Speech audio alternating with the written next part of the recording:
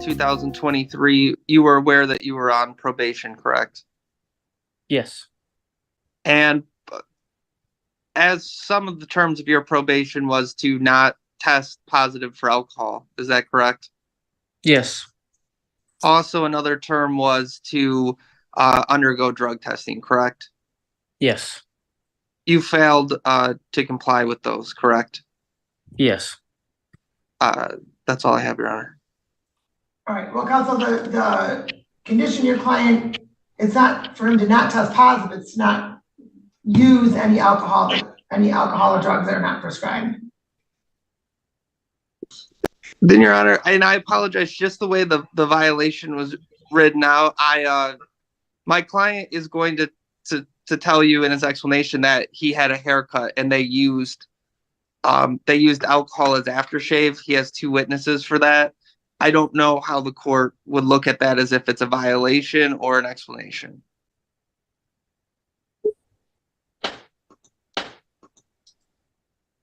Okay, wait. Your client is going to tell me that he does a positive for alcohol because there was aftershave used on his face. Alcohol. Yeah, actual alcohol as aftershave. He does have 2 witnesses, if Your Honor wants to hear from him, that have witnessed that at that time range. And the barber was supposed to show up, but he didn't. But he did write a letter. I didn't submit it because I thought it would be hearsay and he would be here, but we can pop that on the screen too, Your Honor. So I wasn't sure, just the way it was written. He technically did violate the by testing positive, but he is going to let the court know that's his explanation. You know, I understand that. I just, and I'm just clarifying for the record that the condition of probation was not to not test positive. It was not to possess or consume any alcohol or drugs that are not prescribed. So by testing positive, it's a violation. I just wanted to clarify the condition of probation. You had indicated the condition of probation was to not test positive. I'm stating that the condition of probation is to not consume or possess any alcohol. So I was just clarifying on your voir dire, I was just clarifying the condition. I understand now, Your Honor. Absolutely.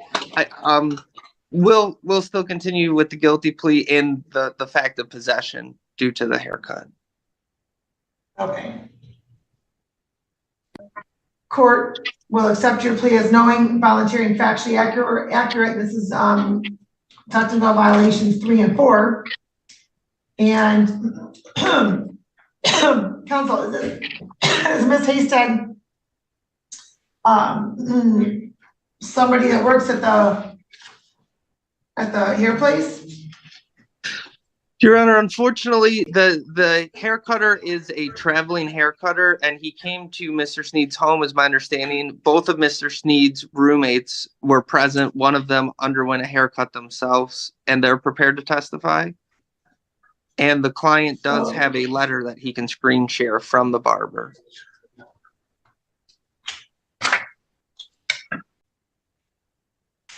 And so is Ms. Halstead the roommate? Yes, Your Honor. Okay. And so, She's my girlfriend, Your Honor. okay. So, sir, when did you get your haircut? November 13th. My appointment was 8:30. October. Okay. And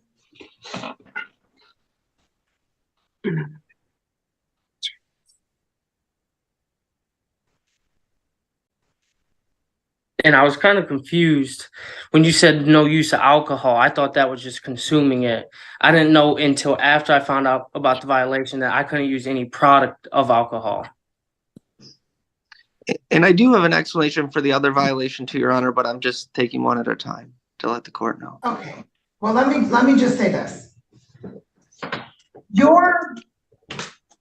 just going to tell you this, sir. I don't believe this excuse at all. And let me just tell you why. Okay. Your testimony is that you had a haircut at 8:30 a.m. PM. No. 8:30 p.m. 8:30 in the morning?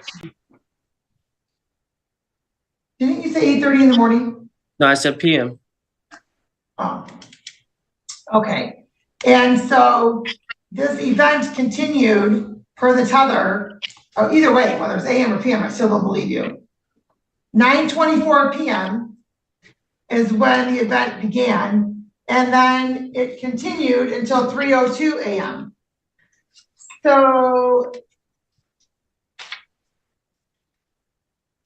that tells me, sir, that it was continuous use. But in any event, what type of haircut do you usually get? I get faded all the way around the side and then a line up on my beard. And he uses straight razor all the way around, so he uses alcohol all the way around my head. And for what it's worth, Your Honor, I just want to let the court know too, my client worked that night at 3:30 a.m. and he is prepared to screen share his login credentials.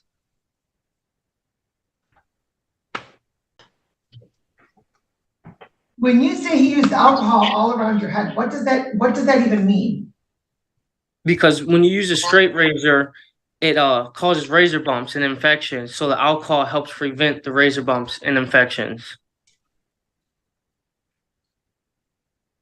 Most barbers use it. And how often do you get your hair cut, sir? Once every other week. You get your hair cut twice a week? I mean, twice a month?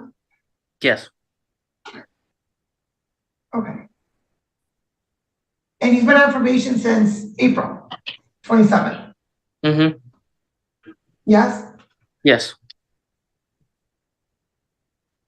And this is the first time that you tested positive from your haircut? Yes. Because this is the first time I got a haircut off of a tether.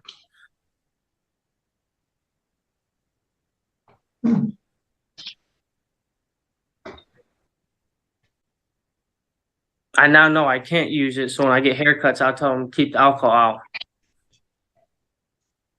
But then you'll get razor bumps, right?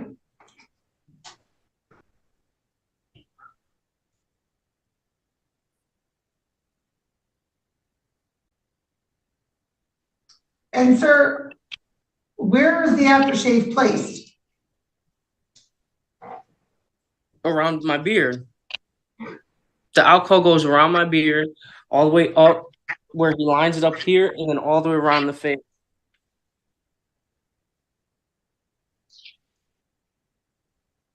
To help prevent razor bumps from the straight edge. Okay.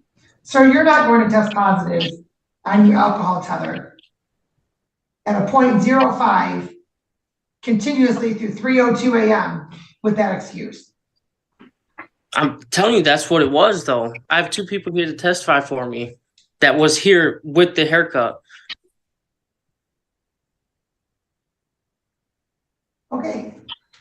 Sir, even if you had the alcohol applied after your haircut, so you didn't get razor burn,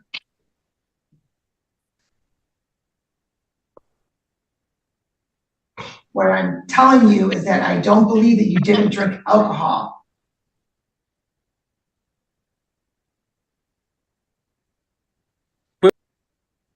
Where would I have had time to drink alcohol if I had to work 3 a.m. that next morning?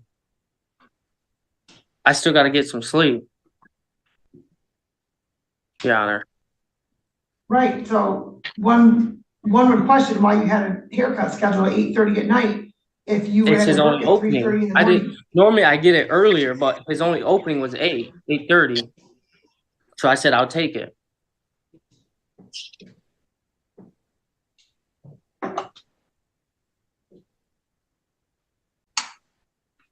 Counsel, anything else? Yes, Your Honor, if I could just move on to the next violation. Yes. Thank you very much. Per the client report, I don't have independent knowledge of this because I haven't represented him for the entire case, but he reports to me that he's never failed a drug test with you.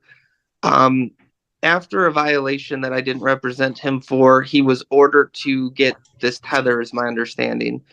Um, Upon doing so, he was confused that he thought now that he has a tether, he didn't have to go test. So he admits he violated it, but it wasn't in some nefarious plot. He just apologizes. He thought the tether would now replace the testing, and that explains why he missed that drug test. Then once I got off the tether, I'd start testing again.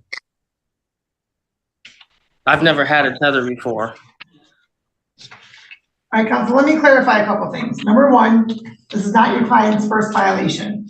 He had a violation with this court because he consumed alcohol on August 13th, and that was indicated in a police report in the matter that he had had police contact with. And then also his test taken on September 19th indicates the use of alcohol. So those are technical violations 1 and 2. And so the court held a probation violation hearing on November 6th.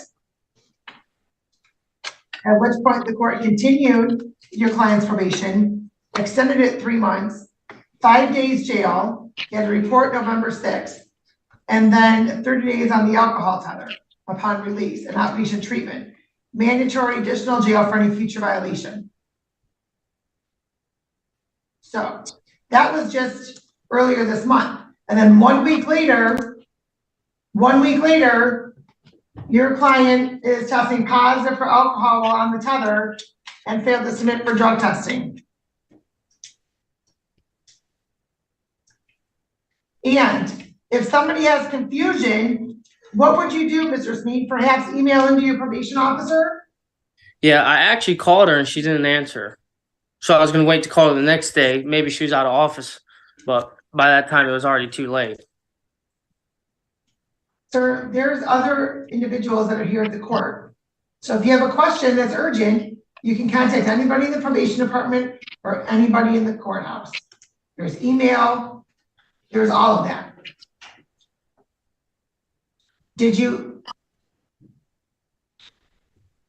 How did you know it was too late that day?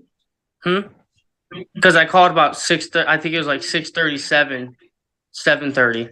I called now. She just didn't answer. So I'll call her tomorrow in the morning. So what caused you to give her a call?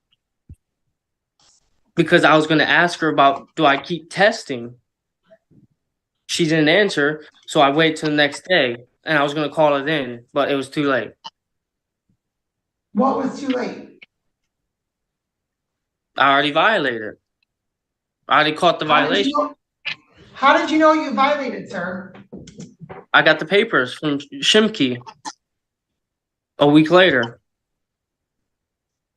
Okay, but you're talking about the day of. So you're saying that you were going to call her on November 13th. I did call her. And she wasn't in. Yeah, and she didn't answer. Okay. Did you leave a voicemail? No. Did you send her an email? No. And then you called her the next day on the 14th? No, I did not. So, sir, what prompted you to call Ms. Shaw on November 13th? To ask about my testing. And Heather told me to make sure. So at any point on the 13th, did you call to see if your color was called? Yes, I did do that. That's what prompted me to call Natalie. When she didn't answer, I said, I don't know if I test or not. So I was just going to call her Tuesday. But that never happened. Then come that like Saturday night, Shimke sent me my violation papers. So why didn't you call her on the 14th? I have no clue. Even if I did, it was too late already. I didn't test. Sir, you could have still been ordered to test that day. I didn't know that. But you didn't, well, no, because you didn't call back in. You didn't leave a voicemail, you didn't send an email, but you want me to believe that you called. I can show you my call log.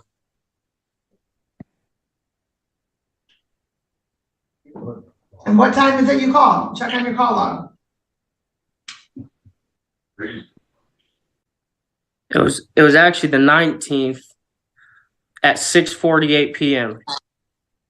Okay, so you didn't call on the 13th.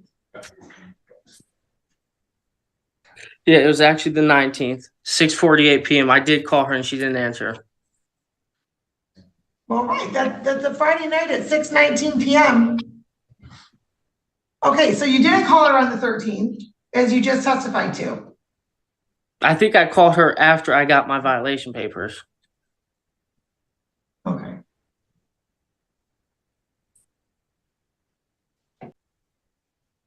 But I'm telling you, I was not drinking Monday. I stopped drinking. As of when?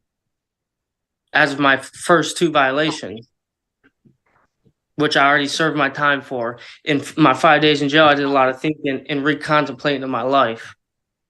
So when I got out of jail, I cut all my friends off. I don't talk to any of them. I don't drink no more. I go to work and I come home and play my game every single day. And I stream it. Okay, but sir, you know that your barber uses alcohol. Yes. So at any point during the time on probation, did you, because I know that you get the instructions about using products with alcohol, right? You're not using any mouthwash that contains alcohol. There's all sorts of instructions that you receive. I received that after I got my tether. The whole time on probation, I just thought there was no consumption of alcohol. Okay, so you got that information regarding your tether, correct? Yes. All right, and that would have been on what, the 12th? When did you get out with your tether? Friday the 10th. Friday the 10th. So you had all that information prior to your haircut. They just told me no use of alcohol. That's all they told me. Right. And you know that that your barber uses alcohol on your haircut. Yeah, but I didn't think that type of alcohol. When I hear no use of alcohol, I think the consumption of alcohol. As I think any person would. No use, no hygiene products, nothing, sir. Yeah, but when the normal person hears no use of alcohol, they don't instantly think of products with alcohol in it.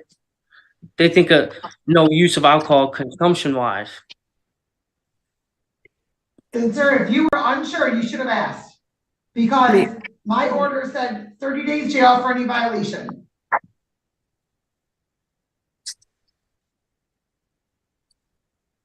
That's without my explanation. That's just looking at it as a violation standpoint.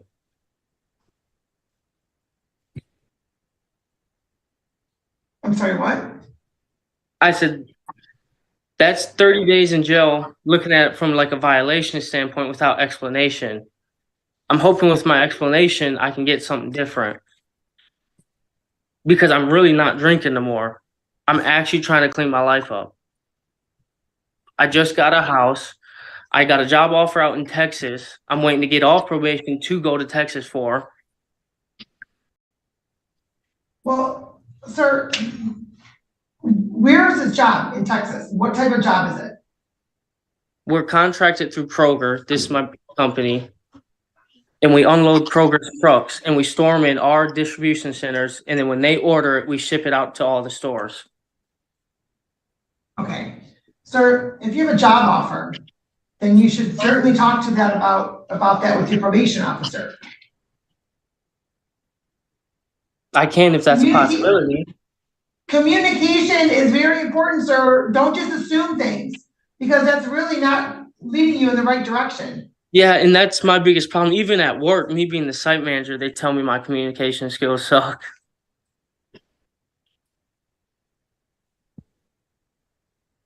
So it is something that I have to work on. I'm going to we're going to adjourn the sentencing portion to Monday, December 4th, because I'm going to have the testing facility or the lab present regarding this. because I'm likely to send your client to jail. I'm going to give them the benefit of having testimony to support, what this result is a result of. Yes, Your Honor. And if it also helps, I'm now 2 weeks on the tether without another violation after they clarified no use of any products. After that day, I got that clarification. I went and threw my deodorant, lotion, my mouthwash, all that away. Okay, I'm glad to hear that, because this would be your every other week for your haircut. So I presume that that's going to be today or tomorrow, correct? Yes. Okay, so we'll see how that happens, whether you end up with razor bump or you end up testing positive. So 10 a.m. on December 4th. Thank you, Your Honor. Okay, Your Honor, I'd also like to address the tether again. We had asked that the tether be removed, and I think that the court wanted to review Mr. Treadway's criminal record. He's currently employed at the block in Sterling Heights. He's been there since 2020. He did not move to evade these charges back in the 90s. He moved because his job transferred him. He's not a flight risk. He will appear at all court hearings. And so we're just asking that that tether be removed. Okay, and so I know that I said I would address the tether request at the next court date. However, what is going on in Monroe County? I don't have anything from Monroe. I have Washtenaw County, where there was also back in the 90s, there was a similar charge regarding a check. That has been paid. He made a payment on April 7th, 2021 and April 12th, 2021, but I didn't even see anything in the discovery. Okay, hold on, no, sorry, that's it's a name very similar, but not your client's. Okay. I know in the discovery, it says that there's a warrant out of 22nd. It's 14A District Court. It doesn't look like it was ever bound over, but he did take care of that in 2021. There is no warrant that I thought you just said 22nd District Court. No, 22nd Circuit. Oh, it was okay, never okay. over though, so I'm not sure why the discovery says 22nd Circuit. Okay, but I'm sure, were you in Texas, sir? Yes, ma'am. Okay, I'm showing quite a few things from Texas. I believe they were traffic.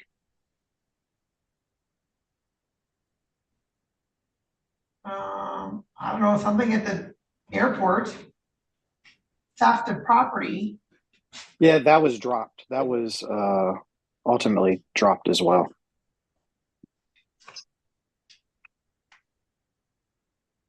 I think that was 2019 or 20, I don't remember the exact date. Oh, you pled guilty to something because you're on probation. I was, and they ended What was that up for? dismissing. Theft of property. Right, but you pled guilty to theft of property, then it was ultimately dismissed. It wasn't dismissed prior to prosecution, right? Correct. Okay, and were you also in Florida?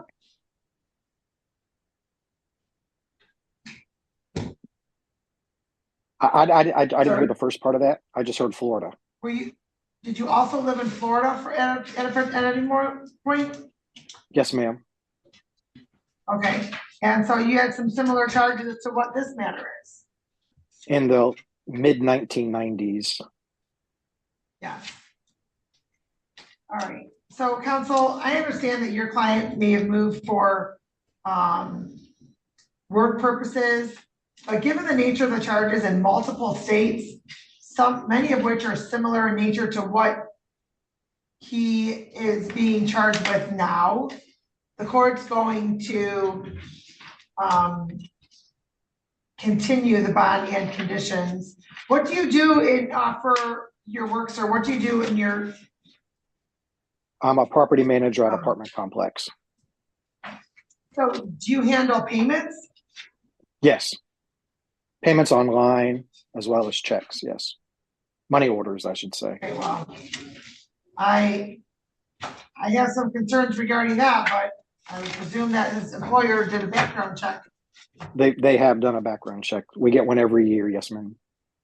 But I have not had a failure to appear. Okay, and I'm glad to hear that, sir. However, right, there's still some concerns regarding the nature of the charges and the safety of the public as well. But in any event, the court's going to continue bond and conditions. Thank you. Your Honor, thank you so much. We will see you all on April 4th. All right, thank you. All right, off the record. Okay.